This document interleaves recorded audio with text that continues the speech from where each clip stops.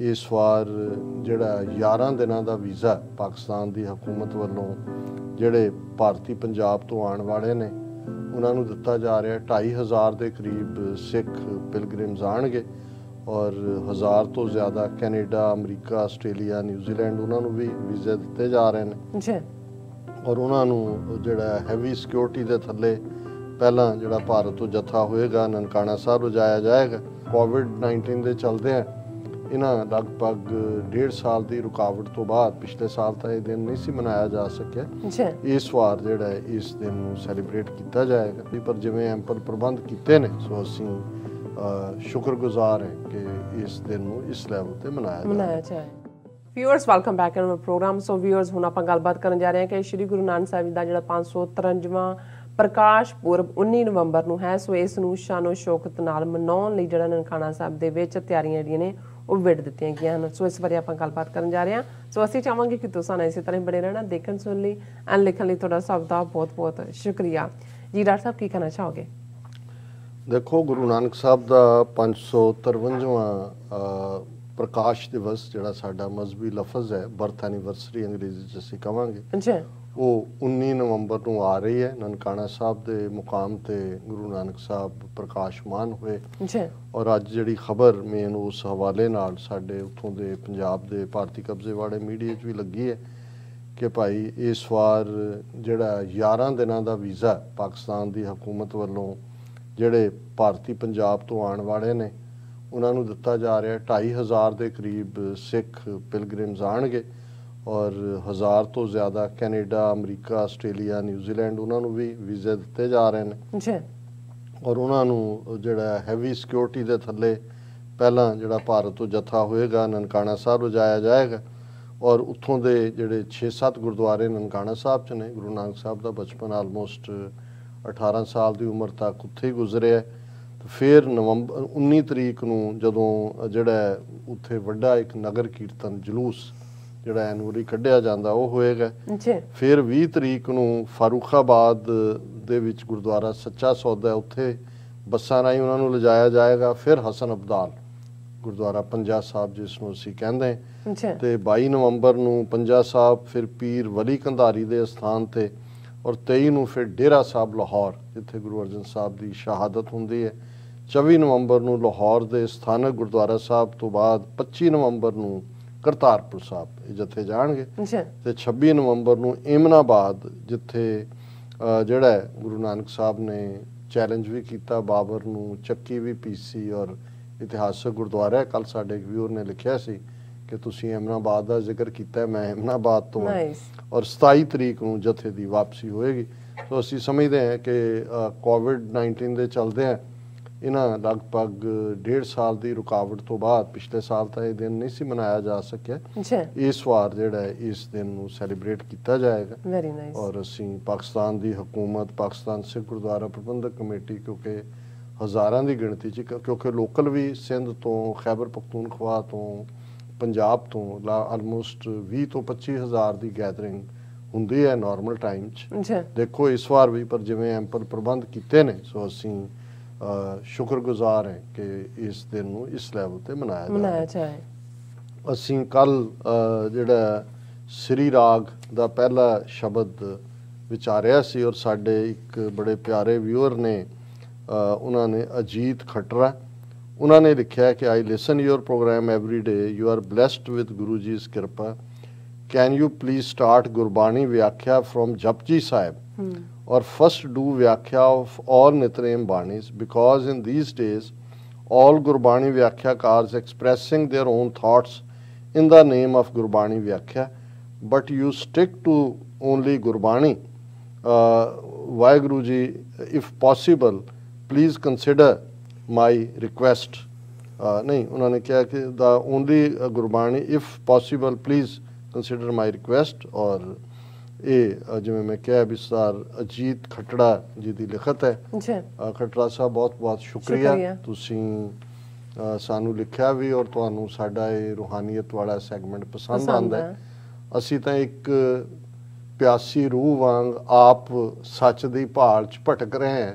गुरबाणी सकून दिंदी है और जदों मैं ਨਿਤਨੇਮ ਜਾਂ ਜਪਜੀ ਸਾਹਿਬ ਜਾਂ ਜਿਹੜੇ ਗੁਰੂ ਗ੍ਰੰਥ ਸਾਹਿਬ ਦੇ ਮੁੱਢਲੇ ਨੇ ਉਹਦੇ ਤੋਂ ਪਹਿਲਾਂ ਹੀ ਦੂਜਾ ਸੀ, ਕਿਉਂਕਿ ਬਹੁਤ ਵਾਰ ਮੈਂ ਵੱਡੇ ਆਪਣੇ ਬਜ਼ੁਰਗਾਂ ਤੋਂ ਵੀ, ਸਿਆਣੇ ਔਰ ਜਿਹੜੇ ਰੱਬੀ ਨਾਮ ਨਾਲ ਜੁੜੇ ਹੋਏ ਲੋਕ ਇਹ ਵੀ ਸੁਣਦੇ ਰਹੇ ਕਿ ਭਾਈ ਸਾਰੇ ਗੁਰੂ ਗ੍ਰੰਥ ਸਾਹਿਬ ਦਾ ਜੇ ਤੱਤ ਸਾਰ ਹੈ ਤੇ ਉਹ ਜਪਜੀ ਸਾਹਿਬ ਹੈ ਜੀ, ਤੇ ਸਾਰੇ ਜਪਜੀ ਸਾਹਿਬ ਦਾ ਜੇ ਸਿਮਟਿਆ ਰੂਪ ਹੈ ਤੇ ਉਹ ਮੂਲ ਮੰਤਰ ਹੈ। ਸੋ ਮੇਰੇ ਮਨ 'ਚ ਇਹ ਸੀ ਕਿ ਇਸ ਤੋਂ ਪਹਿਲਾਂ ਕਿ ਅਸੀਂ ਇਸ ਪਾਸੇ ਵੱਲ ਆਈਏ, ਸਮਝਣ ਦੀ ਕੋਸ਼ਿਸ਼ ਕਰੀਏ, ਪਰ ਹੁਣ ਅਸੀਂ ਸ੍ਰੀ ਰਾਗ ਸ਼ੁਰੂ ਕੀਤਾ ਹੋਇਆ। ਪਰ ਮੈਂ ਇਹ ਤੁਹਾਡੀ ਬੇਨਤੀ ਨਹੀਂ, ਮੈਨੂੰ ਚੰਗਾ ਵੀ ਲੱਗਾ ਕਿ ਤੁਸੀਂ ਜਿਹੜਾ ਪਿਆਰ ਕਰਦੇ ਹੋ ਇਸ ਸਾਡੇ ਸੈਗਮੈਂਟ ਦੇ ਨਾਲ ਵੀ। ਮੈਂ ਕੋਸ਼ਿਸ਼ ਕਰਾਂਗਾ ਆਉਣ ਵਾਲੇ ਦਿਨਾਂ ਦੇ ਵਿੱਚ ਇੱਕ ਵਾਰ ਸ੍ਰੀ ਰਾਗ ਮੁਕੰਮਲ ਕਰਕੇ ਫਿਰ ਜ਼ਰੂਰ ਇਸ ਪਾਸੇ ਵੱਲ ਮੁੜਾਂਗੇ। ਔਰ ਅੱਜ ਦਾ ਸ਼ਬਦ ਵੀ ਥੋੜਾ ਜਿਹਾ ਲੰਬਾ ਹੈ, ਸ੍ਰੀ ਰਾਗ ਦੇ ਸ਼ਬਦ। ਕੱਲ ਤਾਂ ਅਸੀਂ ਮੋਤੀ ਤਾਂ ਮੰਦਰ ਉਸਰੇ ਰਤਨੀ ਤਾਂ ਹੋਏ ਜੜਾਓ, ਉਹਦੀ ਇੱਕ ਔਰ ਉਸੇ ਹੀ ਥਾਟ ਨੂੰ ਅੱਗੇ ਤੋਰਿਆ ਕਿ ਭਾਈ ਰੱਬ ਭੁੱਲੇ ਨਾ, ਹਰ ਚੀਜ਼ ਦੇ ਹੁੰਦੇ ਆ। ਅੱਜ ਦਾ ਸ਼ਬਦ ਸ੍ਰੀ ਰਾਗ ਮਹੱਲਾ ਪਹਿਲਾ, ਕੋਟ ਕੋਟੀ ਮੇਰੀ ਆਰਜਾ ਪਵਨ ਪੀਣ ਅਪਿਆਓ, ਚੰਦ ਸੂਰਜ ਦੋਏ ਗੁਫੈ ਨਾ ਦੇਖਾਂ, ਸੁਪਨੇ ਸੌਣ ਨਾ ਥਾਓ, ਭੀ ਤੇਰੀ ਕੀਮਤ ਨਾ ਪਵੈ, ਹੋਂ ਕੇਵੜ ਆਖਾਂ ਨਾਉ। ਜਿਵੇਂ ਮਤ ਦੇਖ ਭੂਲਾ ਵਿਸਰੈ, ਤੇਰਾ ਚਿਤ ਨਾ ਆਵੈ ਨਾਉ, ਇਹ ਇੱਕ ਤੁਕ ਬਾਰ-ਬਾਰ ਰਿਪੀਟ ਹੁੰਦੀ ਸੀ। ਅੱਜ ਵੀ ਭੀ ਤੇਰੀ ਕੀਮਤ ਨਾ ਪਵੈ, ਹੋਂ ਕੇਵੜ ਆਖਾਂ ਨਾਉ, ਕਿ ਹੇ ਵਾਹਿਗੁਰੂ, ਹੇ ਰੱਬ, ਕੋਈ ਤੇਰੀ ਕੀਮਤ ਨਹੀਂ ਪਾ ਸਕਦਾ। ਮੈਂ ਜਿੰਨਾ ਮਰਜ਼ੀ ਤੇਰੇ ਗੁਣ ਗਾਇਨ ਕਰਾਂ। ਹੁਣ ਉਸ ਡਿਸਪਲਿਨ ਦੀ ਗੱਲ ਕੀਤੀ ਕਿ ਭਾਵੇਂ ਮੇਰੀ ਉਮਰ ਕਰੋੜਾਂ ਸਾਲ ਹੋ ਜਾਏ ਔਰ ਮੈਂ ਜਿਹੜਾ ਹਰ ਚੀਜ਼ ਹਵਾ ਜਿਹੜੀ ਆ ਉਹ ਮੇਰੀ ਖੁਰਾਕ ਬਣ ਜਾਏ, ਔਰ ਜਿਹੜਾ ਪਵਨ ਪੀਣ ਪਿਆਓ ਔਰ ਇਹੀ ਮੇਰੀ ਖੁਰਾਕ ਹੋਏ। ਔਰ ਜਿਵੇਂ ਯੋਗੀ ਲੋਕ ਪਹਾੜਾਂ 'ਚ ਰਹਿੰਦੇ ਨੇ ਤੇ ਉਹ ਗੁਫਾਵਾਂ 'ਚ ਰਹਿੰਦੇ ਨੇ। ਗੁਫਾ ਦਾ ਮਤਲਬ ਇੱਕ ਤਾਂ ਜਾਨਵਰਾਂ ਤੋਂ ਬਚਾਅ ਹੁੰਦਾ ਹੈ, ਇੱਕ ਸੂਰਜ ਔਰ ਦੂਸਰੇ ਤੋਂ ਬਚਾਅ।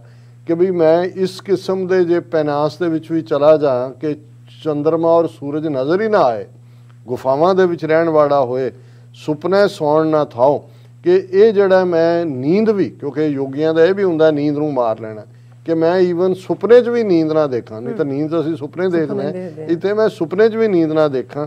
ਪਰ ਤੇਰਾ ਨਾਂ ਇੰਨਾ ਵੱਡਾ, ਭੀ ਤੇਰੀ ਕੀਮਤ ਨਾ ਪਵੇ, ਹੋਂ ਕੇਵੜ ਆਖਾਂ ਨਾਉ, ਮੈਂ ਤੇਰੇ ਨਾਂ ਨੂੰ ਕਿਵੇਂ ਬਿਆਨ ਸਕਦਾ। ਫਿਰ ਉਹਨਾਂ ਫਰਮਾਇਆ, ਸਾਚਾ ਨਿਰੰਕਾਰ ਨਿਜ ਥਾਏ, ਸੁਣ ਸੁਣ ਆਖਣ ਆਖਣਾ, ਜੇ ਭਾਵੈ ਕਰੇ ਤਮਾਏ।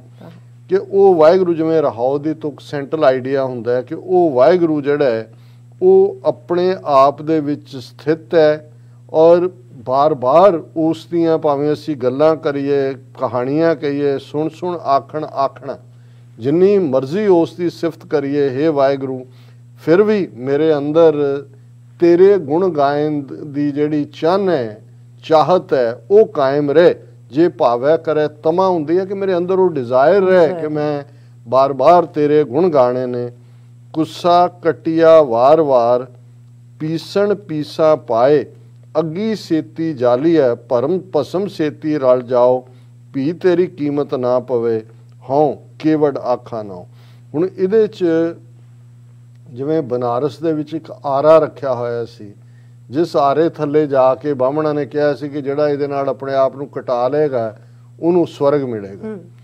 ਹੁਣ ਗੁਰੂ ਸਾਹਿਬ ਫਰਮਾਉਂਦੇ ਨੇ, ਕੁੱਸਾ ਕਟਿਆ ਵਾਰ-ਵਾਰ, ਕਿ ਭਾਵੇਂ ਮੇਰੇ ਟੁਕੜੇ ਟੁਕੜੇ ਹੋ ਜਾਣ। ਜਿਵੇਂ ਉਹ ਸਾਰੇ ਬਾਰੇ ਹੀ ਫਿਰ ਕਬੀਰ ਸਾਹਿਬ ਨੇ ਫਰਮਾਇਆ ਸੀ, ਕਰਵਤ ਭਲਾ ਨਾ ਕਰਵਟ ਤੇਰੀ, ਲਾਗ ਗਲੇ ਸੁਣ ਬੇਨਤੀ ਮੇਰੀ, ਹੋਂ ਵਾਰੀ ਮੁਖ ਫੇਰ ਪਿਆਰੇ, ਕਰਵਟ ਦੇ ਮੋਹੇ ਕਾਹੇ ਕੋ ਮਾਰੇ।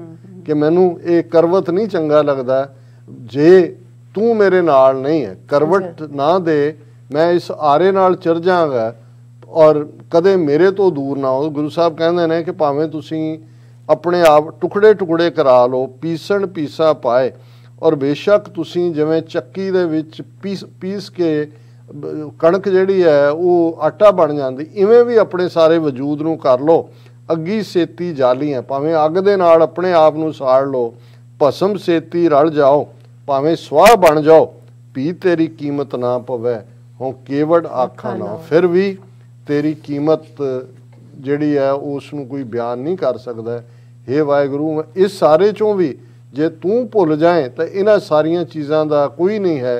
अल्टीमेटली तेरी याद ही पंखी होए के जे भावां सह आसमानी जाओ, नदरी किसे ना आवो, ना किछ पिया ना खाओ, भी तेरी कीमत ना पवे, हों केवट आखा ना।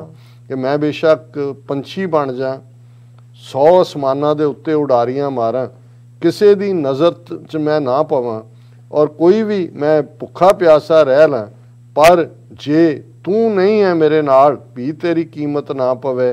कि जे हे वाहिगुरू तू नहीं है, मैं तेरा नां नहीं जपदा, तो ये सारी प्रोसैस इस लैवल दे जिहड़े गुण होने ने वो भी व्यर्थ ने। नानक कागद लख मना, पढ़ पढ़ कीचै भाओ, मस्सू तोट ना आवे, लेखन पौन चलाओ, भी तेरी कीमत ना पवै, हों केवट आखा ना। हुण लर्नेड लोग विद्वान नानक कागद लख मना, कि लखां मन कागज़ होण, पढ़ पढ़ कीचै भाओ, तुसीं उन्हां नूं पढ़ पढ़ के जिहड़ा है वो कहो जी असीं अपने अंदर प्यार पैदा कर लिया है, तुहाडे अंदर जिहड़ी है वो मुहब्बत आई है। मस्सू तोट ना आवे, मस्सू हुंदा स्याही, कलम दे नाल जो तुसीं लिखदे हो कि भाई इन्ना उस वो रब वड्डा है कि भाई तुसीं लिखी जाओ, किताबां भाओ दे विच लियाण लई अपने आप नूं पढ़ी जाओ, उस स्याही दी भी तोट ना आवे, लेखन पौन जलाओ, और तुहाडा जिहड़ा पैन है वो हवा दी गति दे नाल चले, हवा दी स्पीड नाल चले, पर फिर भी तेरी कीमत ना पवै, हों केवट आखा ना हो। कि इस सब करन दे बावजूद हे वाहिगुरू कोई तुहाडी महानता तक, तुहाडी ग्रेटनेस तक नहीं पहुँच सकता।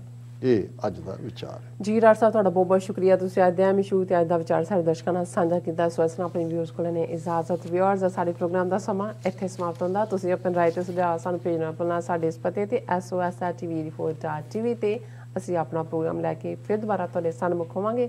ਤਦ ਤੱਕ ਲਈ ਮੈਨੂੰ ਤੇ ਆਪਣਾ ਸੁਣਾ ਗਿਆ ਦੋ ਦੇਖਦੀ ਰਹੋ TV 84 ਬੁਲਾ ਦਿਓ ਫਤਿਹ। ਵਾਹਿਗੁਰੂ ਜੀ ਕਾ ਖਾਲਸਾ, ਵਾਹਿਗੁਰੂ ਜੀ ਕੀ ਫਤਿਹ। ਰੱਬ ਰਾਖਾ।